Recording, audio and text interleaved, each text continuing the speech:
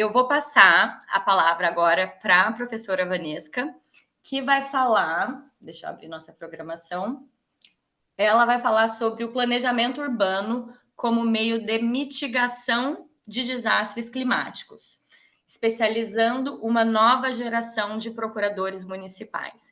Eu sou procuradora municipal em Porto Alegre, estou completando aqui esse ano 5 anos, e me lembro, né, tive a oportunidade de ser colega da Vanesca ainda na ativa por um tempo, e sempre me marcou muito que ela falou assim, o importante é entender o papel do procurador. O papel do procurador tem que ser entendido. E isso é um mantra, assim, que na minha atuação eu sempre procuro renovar, e eu acho que esse papel tem que sempre ser revisto, porque os fatos estão se alterando muito, né? A realidade está se alterando. Então, para que essas escolas, né, escolas de direito municipal e nós, no exercício do Mister, possamos acompanhar essas mudanças, a gente tem que estar sempre reestudando esse nosso papel. Eu vou ler o currículo da professora Vanesca e depois já passo a palavra, então. Ela é professora doutora pela Universidade del Salento, mestre pela PUC do Rio Grande do Sul, especialista em Direito Municipal, Ritter dos Reis, SDM, professora de Direito Urbanístico, professora municipal aqui do município de Porto Alegre, aposentada, e nossa atual vice-diretora-geral da Escola Superior de Direito Municipal. Vanesca, então, tem a palavra. Bom, boa tarde a todos e a todas que nos assistem. Queria saudar a Daniela, né, parceira de tanto tempo, tantas coisas, né, e de um direito diferente do que a gente enfrenta agora, com desafios diferentes, né? Já são muitos anos que a Daniela é inspiração no direito urbanístico e também no direito ambiental, né? A Carolina, nossa mediadora, que é a nova geração, representa o melhor da nova geração de procuradores de Porto Alegre, comprometidos com essa visão de, eu falei hoje de manhã, aquela visão de vocação, né? As palavras da Fernanda Montenegro ontem impactaram, porque é diferente, né, a vocação, as escolhas que faz na vida, e a Carolina é uma dessas. E a Cíntia, também parceira de tantos anos aqui, coordenadora da Enadim, que impulsiona esses eventos em comum. Bom, eu confesso para vocês que esse tema, quando nós montamos a programação e a Edícia propôs, quem ia abordar esse tema era a Débora Soto, colega de São Paulo, e eu tava super curiosa pela abordagem, né? E porque é uma reflexão que eu tenho feito bastante sobre o papel, né, que precisa ser desempenhado hoje, tentando compreender hoje. Mas quis o destino. A Débora teve um problema, ela está vivendo um momento intenso da Procuradoria, que sabemos, né, do quanto da responsabilidade da Procuradoria de São Paulo, e não pôde fazer há uns 15 dias. Ela disse, olha, eu não vou conseguir. Então eu disse, então, vamos lá, vou assumir esse desafio. E ao preparar esse tema, eu vou projetar aqui algumas... Estão vendo? Aqui. Eu vou projetar aqui só para sistematizar algumas ideias e também porque eu quero chegar em imagens, né, do que significa essas novas questões a partir da experiência que a gente tem vivido aqui no Rio Grande do Sul, né? E eu, particularmente, depois da aposentadoria, tenho tido a oportunidade de trabalhar com municípios menores e, nesse momento, está integrando a equipe da Univates, né, a Universidade do Vale do Taquari, que está fazendo os planos diretores, está repensando os planos diretores para essa região que foi toda afetada do Vale do Taquari. A região é maior, mas são 7 municípios que estão sendo trabalhados a partir de um financiamento do governo do estado, de uma proposição do governo do estado. Por quê? Porque, como bem colocou a Daniela, a sucessão de eventos climáticos já fez cair a ficha que não são isolados. Então, a gente fala o evento de maio, mas, na verdade, nós tivemos 3 eventos sucessivos em 2023 e culminou com maio de 2024, né? Então, esse tema do planejamento e se é possível, como não é possível, ele não tem respostas, mas ele tem já bastante, ao meu ver, mas ele tem caminhos, ele tem dados, e a gente precisa maturar, porque é muito diferente das situações que nós enfrentamos até agora, né? Então, esse tema das cidades e comunidades sustentáveis, que também dialoga com água potável e saneamento, ele passa pelo reconhecimento desses efeitos do aquecimento global, como colocou a Dani, e que tem nos seus eventos extremos o aumento do nível da água e a salinização dessa, que daqui a pouco a gente vai estar enfrentando essas cidades baixas, como Porto Alegre, a salinização é possível desalinizar, mas o custo vai ser outro. E estamos diretamente enfrentando já há um tempo, né? Os dados do INPE apontam desde 2012, de uma forma, essa nossa região sul aqui, de uma forma a cada verão, nós tivemos ciclones extratropicais, tivemos vários tipos de fenômenos no Rio Grande do Sul, né? Então, eles são colocados como as grandes secas, as enchentes, os alagamentos e os movimentos de massa dentro das decorrências das enchentes, né? As secas, as imagens que a gente tem e que lembra, são a seca da Amazônia, os rios que não tinham acesso, locais que fecharam, o Pantanal queimando, né? São imagens ainda recentes que a gente só pensar lembra ou só dar um Google já aparece, porque elas têm sido reiteradas, né? Agora, o que que significa isso e qual é o reflexo que isso vai ter, que está tendo, no direito e na nossa possibilidade de planejamento? Essas imagens que eu tenho aqui, elas foram cedidas pelo município de Gramado, né, pela Secretaria de Meio Ambiente, e isso aqui é uma da que aconteceu, que começou a acontecer em novembro de 2023 e culminou nos efeitos ali de 2024. Essa primeira imagem aqui é onde caiu um prédio, teve repercussão nacional em 2023. Gente, apartamento de milhões, né? Vejam o entorno aqui, né? Porque a gente está muito acostumado a tratar desastres nas áreas mais vulneráveis. Enxerga o desastre, o senso comum, e talvez nós também, profissionais da área, a gente enxerga o desastre, me incluo nisso, enxergava o desastre diretamente relacionado às camadas mais vulneráveis da população, né?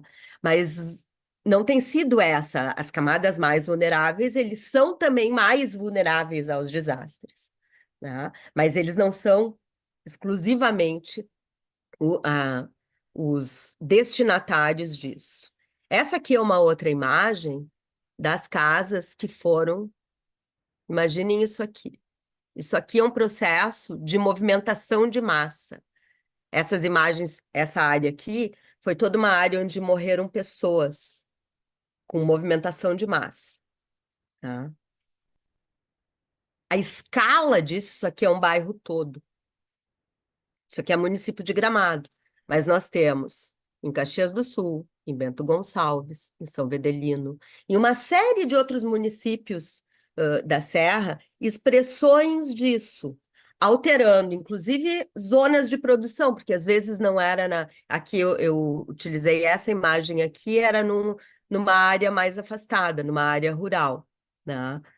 Mas mudando, inclusive, zonas de produção, né? A Embrapa, aqui do Rio Grande do Sul, inclusive, está apontando onde é mais seguro fazer a plantação de uva, porque é uma região vitivinicultora aqui importante, tem todos os vinhos da Serra Gaúcha. Essa outra imagem aqui, ela dá conta da chuva acumulada em 5 dias no, no ano passado. 28, aqui a gente sempre fala chuvas de maio, sobretudo em Porto Alegre, porque chegou a enchente no início de maio aqui, tá? Mas as chuvas no Rio Grande do Sul, elas começaram antes, tá? E esse acúmulo todo, ele se deu pela quantidade nas cabeceiras e que veio chegando. Então, esse aqui foi o acúmulo, esses dados são dados internacionais aí colocados. E esse foi o efeito do Rio Taquari e dos seus afluentes. Esses dados aqui são todos desse projeto da Univates, envolve ali diretamente um município. Tá? Eu tenho tido a oportunidade de visitar esses municípios. E confesso para vocês que por mais que eu trabalhe há bastante tempo nisso, conheço um pouco, eu sempre gostei de fazer vistoria, estava de dizer procuradora de pé no barro para poder entender melhor, né? Porque nessa nossa área urbana, ambiental e regularização fundiária, a gente enxerga de outro lado, para além do processo, mas eu confesso para vocês que as imagens como essas, que ainda estão lá, né? Eu vi quando eu tive a oportunidade de visitar os arredores de Sarajevo. Minha filha fez um intercâmbio lá. Guerra recente dos anos 90, tinha imagens ainda não estruturadas disso. Então, a dimensão disso, ela é algo para além do que eu consegui imaginar, confesso para vocês. O que que isso tem gerado, né?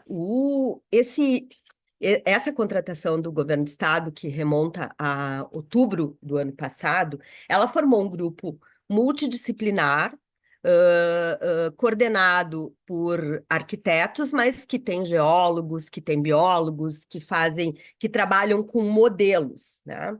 Nessa modelagem relativa a essa área do Vale do Taquari, são apontados, essa modelagem, ela analisa vários elementos, desde os elementos jurídicos da restrição, as restrições decorrentes da cota das cheias, porque nós sempre trabalhamos com um comando-controle que procurou enfrentar esses pontos. Né? A cota das cheias, o grau de incidência em períodos. Então, ele não é só decorrente, não é um diagnóstico do que aconteceu em 2024, que foi o pico. Tá? Ele é um modelo, é uma modelagem que, a partir de critérios técnicos, define o que tem sido chamado e identificado como zona de arraste. Essa zona de... E por que isso? Porque conviver com as cheias sempre foi uma característica, sempre foi um fator dessa região dos nossos estados. Agora, recentemente começaram as audiências públicas e a gente ouve bastante isso da população.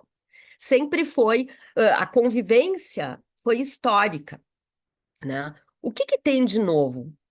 Primeiro, o volume de incidência, que não é mais a cada 20 anos, né?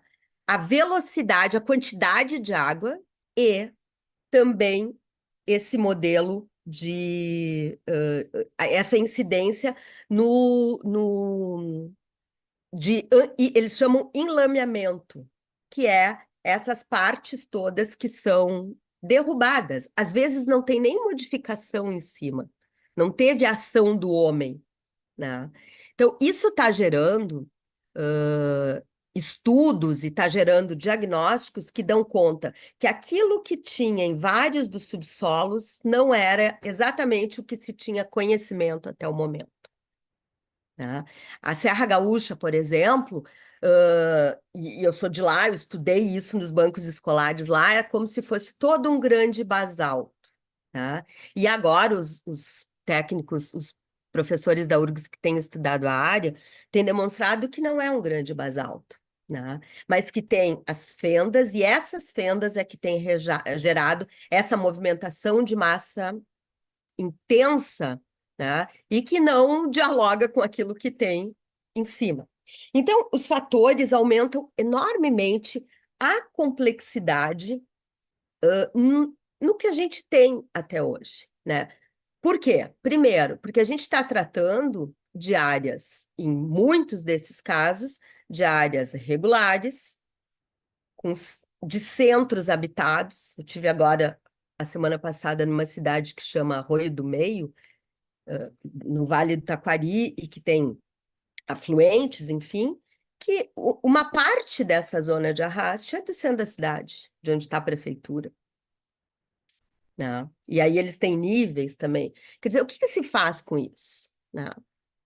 Como que a gente trabalha esses modelos? Ao mesmo tempo, nessa experiência, eu tenho também percebido como a função dos procuradores municipais tem sido estruturantes para esses municípios. Chega lá na conversa com o promotor, ele sempre diz: olha, eu converso, eu inicio as conversas com o procurador e com o prefeito. Por quê?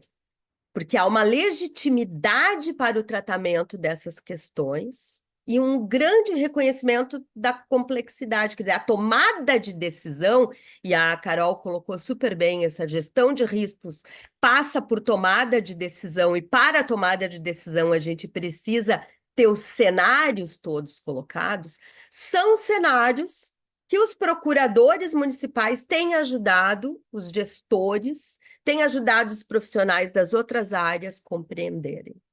Então, cada vez mais, eu tenho presente que essa função de escuta e a função de colocar, de auxiliar nesse cenário de riscos, colocando tudo que pode ter nesse processo de tomada de decisão, é função nossa.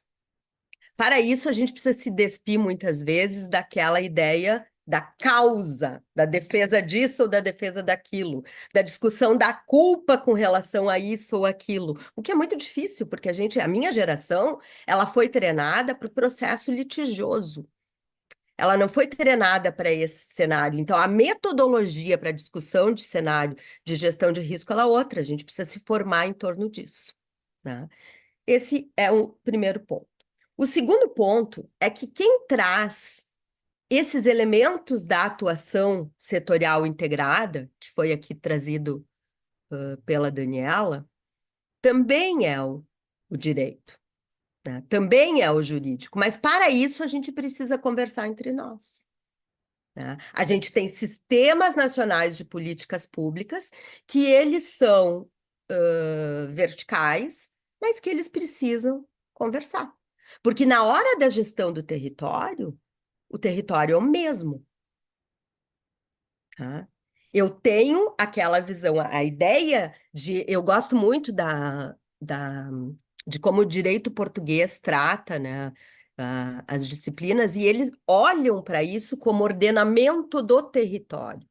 E, na verdade, quando a gente trata desses conteúdos aqui, a gente também tem que olhar isso com o ordenamento do território, mesmo que nesse território incidam sistemas nacionais de direito urbanístico, de direito ambiental, de acessibilidade, de regularização fundiária e etc, etc, etc.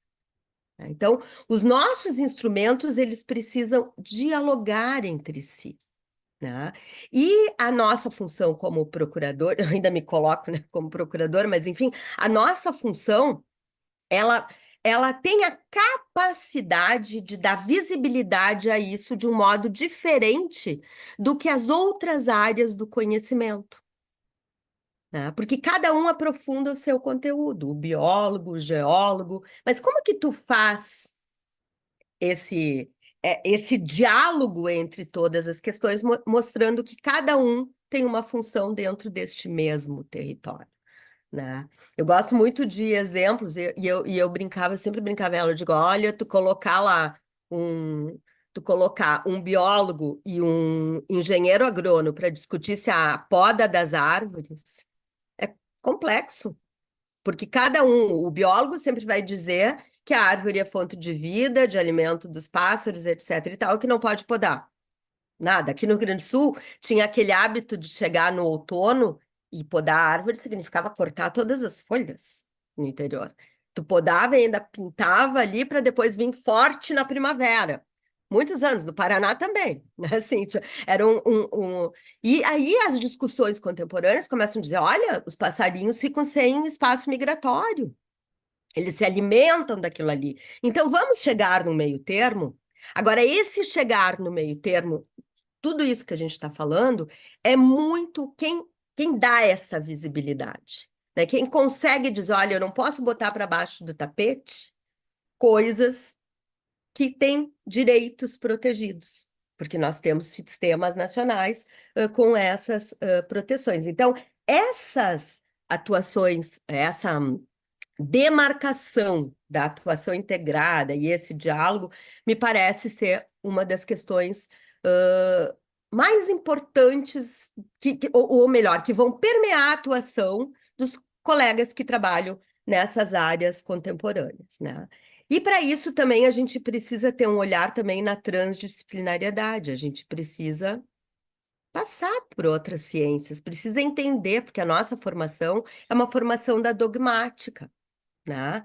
Jurídica. Mas quando eu vou lá, eu sei que o conceito de área de preservação permanente está lá no artigo 4º do Código Florestal, lei tal. Mas eu preciso entender o que aquele conceito expressa para discutir as margens todas daquelas possibilidades. Isso eu peguei um exemplo ambiental, mas ele vale para as áreas de conhecimento que a gente trabalha, porque a gente passou daquela comando-controle para o Reaja Previna, né, nas agendas internacionais e chega aos ODSs compreendendo que a gente não tem compartimentos que integram um todo, mas que esse todo é feito das várias especialidades que representam estes compartimentos. Então, é completamente diferente, né? Eu enxergar um território a partir das suas várias especialidades que não tem propriamente uma hierarquia. Hoje de manhã nós ouvimos as funções das procuradorias 4.0, né, a colega a Patrícia procuradora de Estado e agora no Tribunal de Contas, colocando a importância das procuradorias 4.0 no sentido de termos dados, né, e no sentido de conseguir avaliar esses dados. E aí tem um outro ponto que me pega muito, né, que é o seguinte: ao longo da minha vida funcional, eu sempre tive que dar respostas, né? Pode, não pode, como pode, né? Já era uma evolução dizer o como pode. Me parece que a gente está num momento de não ter uma resposta única. E que o fato de não ter essa resposta única, muda também o nosso olhar e a nossa função. Eu tenho o que fazer hoje? E eu confesso para vocês que esse é o meu exercício agora trabalhando em Gramado e trabalhando com a Univates no Vale do Taquari e trabalhando num plano diretor também de Canela. Por quê? Porque a gente está muito acostumado a dar respostas que sustentem teses, né? A minha geração passou do pode para o não pode, dizendo como pode. Nosso desafio era o como pode. Mas agora eu enxergo que não, o como pode, ele tem muitas variáveis. E que essas variáveis, elas precisam ser enfrentadas nessa matriz de risco, né? Exemplo a partir do que eu estava colocando para vocês. Um dos desafios aqui é formar o que tem sido chamado das cidades esponja, né? Essas zonas de arraste, possivelmente, elas vão integrar grandes projetos, né? De cidades esponja, é exemplo que existe nos Países Baixos, etc. e tal. Tá? Mas a gente tem vários pontos jurídicos aí. Como é que eu formo isso? E agora, eu deixo construir, eu deixo refazer aquilo que parcialmente foi feito, ou foi demolido, né? O que que eu faço com as situações daqueles que já têm projeto aprovado para construir nas mesmas áreas? Eu vou suspender com base no princípio da prevenção, porque a regra segue vigente, né? E esses locais, a Daniela colocou, a gente tem que revisitar a destinação de áreas públicas, né? Esses locais, possivelmente, eles vão ser, nos planos diretores, a regra a ser construída vai ser destinação de área pública fora das áreas, do parcelamento do solo, justamente para poder adquirir áreas nessas partes que formarão as cidades esponja, porque os parques lineares são fundamentais nessas cidades todas. Isso revisita conceitos nossos muito fortes. O que é? Não é simplesmente uma limitação ao direito de construir, né? A gente enxerga a construção do direito urbanístico muito relacionada às limitações, né? Ela vai além disso. E as estratégias, talvez, a serem adotadas, elas passem por revisitar conceitos que a gente trabalhou historicamente ao longo da dogmática do direito urbanístico e do direito ambiental, para pensar este ordenamento do território. Um outro exemplo que eu tenho refletido e tenho que bate diretamente com isso, né? A gente trabalha as nossas perspectivas aqui de planejamento a partir do urbano, do rural e da expansão urbana. Mas, quando a gente trata a recomposição dessas cidades, sobretudo cidades menores, com vocação turística, como é o caso ali do Vale do Taquari, mesmo o Gramado, a gente tem zonas híbridas, polos turísticos que eles não precisam ter perfil urbano ou perfil rural, como é na Europa, em muitos lugares da Itália, muitos lugares do interior da Espanha, né? Mas eu preciso trabalhar um regime de atividades naquela pequena comunidade rural que garanta um turismo, tem que ter uma farmácia. E o nosso CNAE, às vezes, o Cadastro Nacional das Atividades a gente precisa pensar sobre isso, né? A gente tem aquelas restrições dos códigos sanitários estaduais que dizem que não pode ter produção diretamente ligada, perto de moradia. Agora, que produção? Né? As coisas, a gente ainda pensa, mesmo trabalhando os elementos de sustentabilidade, tendo o ODS 11, ainda tem na nossa legislação infraconstitucional reprodução daqueles conceitos estáticos, né? Daqueles conceitos modernistas que são de um planejamento que trabalhava o urbano-rural de uma forma também estática, né? Hoje, nosso conceito de cidade, sobretudo de cidade sustentável, ele congrega urbano, rural e expansão urbana. Ele é um conceito do município ou até diria da própria aglomeração. O Eros Grau, já no Supremo, ele dizia isso: olha, vocês têm o conceito de cidade, era no exame da primeira decisão do saneamento, ele dizia isso. E eu confesso que eu não compreendia bem o que isso poderia significar. Mas, de fato, a gente precisa revisitar esses conceitos e traduzir eles a partir de tudo isso que vem ocorrendo, mas também viabilizando outras áreas que ainda não sofreram esses impactos. E que podem ter outros caminhos que não essa funcionalização absoluta que a gente, quase absoluta, né, que a gente reproduz nos nossos conceitos ali colocados, né? E para isso, eu penso que a gente cada vez mais precisa compreender, como advogados públicos, os conceitos que estão por trás disso, aprofundar. Hoje, quando a gente conversava ali com a Patrícia, né, quando eu ouvi a Patrícia, as metodologias, né, de aprofundamento dos dados com relação às políticas públicas precisam passar por a gente falar uma mesma linguagem, né? Falar uma mesma linguagem, tanto no jurídico, né, quanto falar uma mesma linguagem nos técnicos das áreas que tratam das matérias, né? Então, precisa refletir traduzir esse conhecimento, e acho que esses laboratórios podem muito caminhar para isso, para esse levantamento de dados, para fundar conceitos, para poder auxiliar. Antes a gente conversava sobre o momento das advocacias, né? Me parece que o momento da advocacia pública é compreender, né, que a advocacia de massa que a gente foi treinado, ela tem os seus dias contados, a meu ver, né? Por que que ela tem os dias contados, né? Porque a gente vem num processo veloz de inteligência artificial, de utilização de inteligência artificial e tal, e aquelas petições que reproduziam simplesmente conteúdos não vão precisar mais ser feitas. O controle de prazos e etc e tal, daqui 5 anos. Esses dias eu ouvi uma colega referenciando os sistemas do STJ, ela, né, diretora da universidade aqui do Rio Grande do Sul, Faculdade de Direito do Rio Grande do Sul, ela disse, olha, em 3 anos, estamos trabalhando a mudança do currículo, porque em 3 anos isso já não vai ser realidade.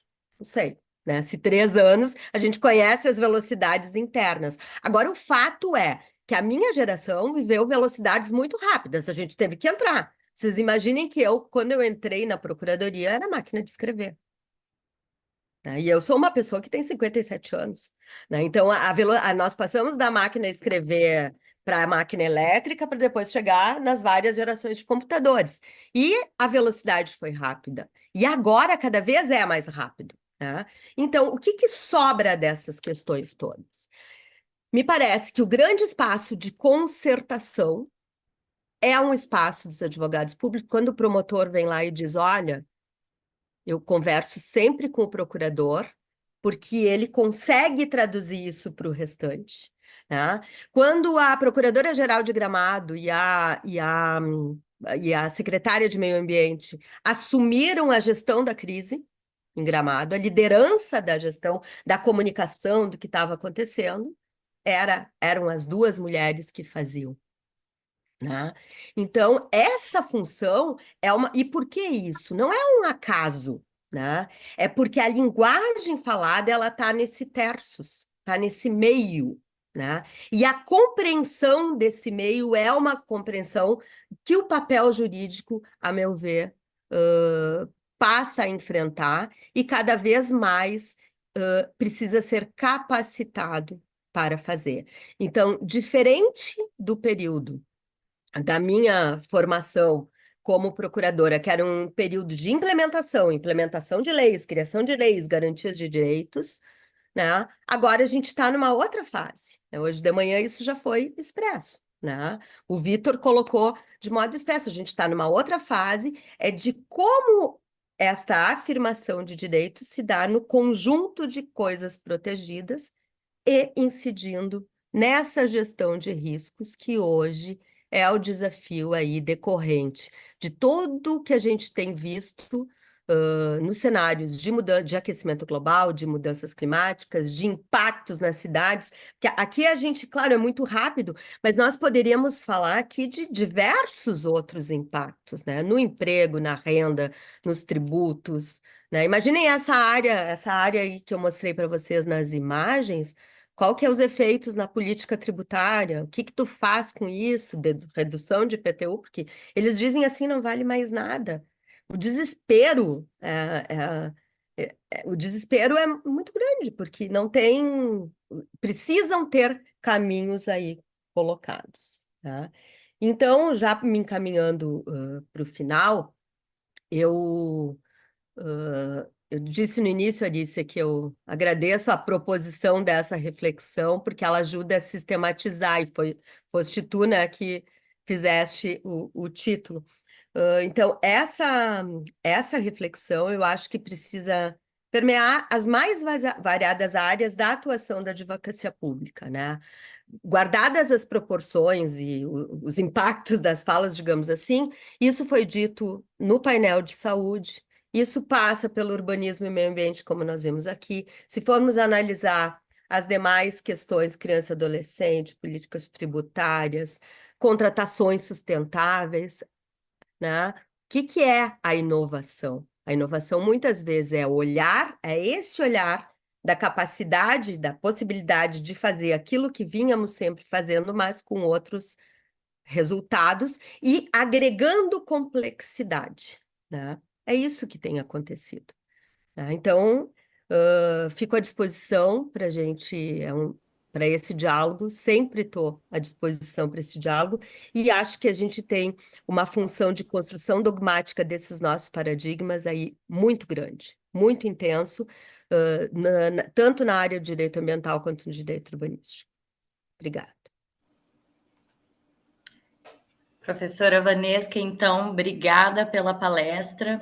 Eu ouvindo as duas, fiquei aqui pensando como esse momento é metalinguístico, né?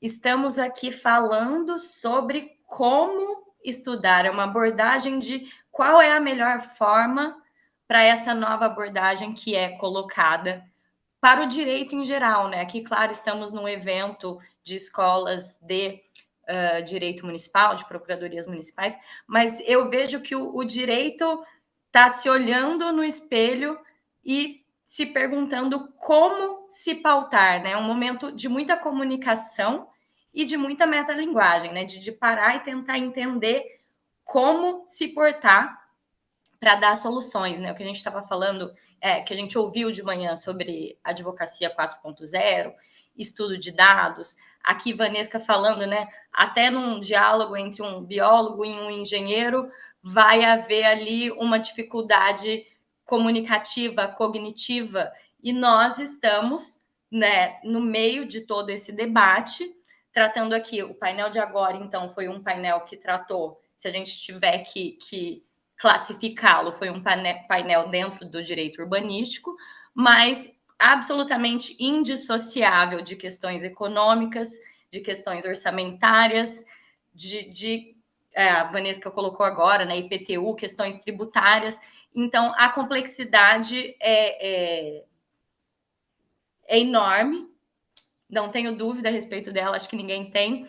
Então, mais uma vez, parabenizo todas as escolas por essa iniciativa de estar aqui com essa semente de análise, de tratamento desses temas em âmbito municipal, que é algo que eu acredito que todos aqueles que ingressam na Procuradoria Municipal sentem essa necessidade, né? Você chega para atuar em determinado município, mas você precisa conseguir ouvir e ter acesso e conseguir compartilhar experiências de outros municípios. Muitas vezes é um exercício meio isolado estar numa procuradoria municipal, porque a gente precisa compartilhar esse problema que está aqui, muitas vezes já foi compartilhado em outros municípios, e eu acho que esse ambiente aqui é muito propício para isso, ainda mais diante dessa realidade, né, de eventos que estão acontecendo dentro das particularidades locais, mas estão acontecendo mundialmente. Então, quero agradecer as duas, obrigada, professoras Daniela, professora Vanesca, pelas participações. Quero mais uma vez saudar, então, as escolas pelo evento. Então, a Associação Nacional de Procuradoras e Procuradores Municipais, a NPM, Escola Nacional de Direito Municipal da ENPM, a NADIM, professora Cíntia, que esteve aqui acompanhando todo esse painel conosco aqui e vai estar, salvo engano, no próximo. A Escola Superior de Direito Municipal, Escola de Políticas de Estado, Centro de Estudos da Procuradoria Municipal do Rio de Janeiro, e o SEJUR, que é o Centro de Estudos Jurídicos da Procuradoria Geral do município de São Paulo. Eu acho que, se não tivermos perguntas, não foi me repassada nenhuma pergunta. Acho que, não sei se tem mais alguma consideração, alguma das duas que desejam fazer, ainda temos 5 minutinhos, e depois já vou passar a palavra para o próximo tema. Bom, acho que só uma fala aqui de encerramento, né? Apesar da Vanesca ter feito um cruzamento aí mais focado na atuação da Procuradoria e das questões né, da administração pública, e como Carolina trouxe, né, isso transpassa a questão do direito urbanístico só, por mais que o tema tenha esse foco mais objetivo, fato é que não podemos nos furtar à realidade que se estampa na nossa cara, né? Então, e esta realidade, né, o direito tem uma máxima na filosofia que é o fato antecede a norma ou a norma antecede o fato. Quem vai para a filosofia do direito vive nessa toada. No caso da realidade urbana e do direito urbanístico, muitas das vezes o fato antecede a norma. Nós estamos com realidades postas em que o direito não pode virar as costas, por mais que o direito seja um ambiente ficcional, porque é uma pactuação social, né? O direito é uma pactuação. Então, nessa nossa pactuação, não adianta nos virarmos e não enfrentarmos a realidade posta, e isso significa nos alinharmos à nossa própria sobrevivência urbana, né, a uma realidade mais do que pacificação, mas até de princípios do direito público, como efetividade, como imparcialidade, né, como também a celeridade, enfim, eficiência, moralidade, todos os princípios de direito público que devem caminhar a qualquer momento ao lado do gestor, da autoridade pública. Então, acho que são temas trazidos urgentes e que precisam trazer esse impacto na própria administração pública como um todo. Fizemos um recorte no cenário ambiental urbano, mas acho que isso vai muito além, e fica aqui a nossa reflexão, acho que desse painel fantástico. Obrigada pelas provocações, para que os nossos gestores reflitam mais agora com essas novas ferramentas que existem, mas que não serão fáceis, mas que precisam ser enfrentadas. Então, é mais uma fala de encerramento e agradecer a oportunidade novamente. Muito Eu também obrigada, queria, Daniela. eu também Vanessa? queria só uma palavrinha final. Eu queria dizer para vocês o seguinte: eu acho que a gente está diante de, de muitas possibilidades, né, de reestudo, de revisitação dos instrumentos, porque a gente está muito acostumado, no direito, de um modo geral, de olhar a coisa de cima para baixo, né? Matou alguém, pena tanto, né? No direito urbanístico também, no direito ambiental também. O que isso tudo e o que isso que a Daniela traz também nos coloca? Olha, nós temos um conjunto de coisas que vem de baixo para cima. Portanto, de baixo para cima eu posso ter outras soluções jurídicas cujas ferramentas já tem ali, né? Como eu tenho ferramentas na parte das demais técnicas, nós também temos ferramentas jurídicas, né? E vou trazer só um exemplo aqui para vocês. Se nós fôssemos falar há um tempo atrás, há 20 anos, de princípio da precaução no direito urbanístico, afastando determinadas licenças, isso causaria um pavor, um absurdo, isso é ativismo. Hoje eu coloquei aqui sutilmente, né? E todo mundo, né? O que a gente faz com essa situação toda se eu tenho todos os princípios que estão lá colocados, né?